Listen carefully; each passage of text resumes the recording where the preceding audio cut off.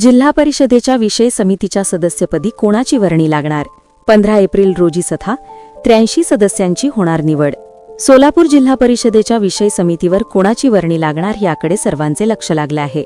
15 April रोजी दुपारी 2 वाजता जिल्हा परिषदेच्या यशवंतराव चव्हाण सभागृहात विशेष सभेचे आयोजन करण्यात आले असे पत्र जिल्हा परिषद अध्यक्ष दीपक वैद्य यांनी काढले आहे।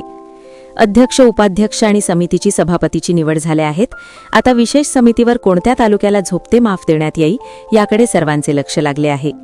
या समितीसाठी जवळपास 83 सदस्यांची निवड केली जाणार आहे।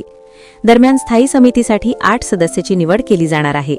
यामध्ये सर्वसाधारण 8 आणि अनुसूचित जाती जमाती 2 सदस्य असणार आहेत। तसेच जलव्यवस्थापन व स्वच्छता समितीसाठी 6 सदस्य असणार आहेत।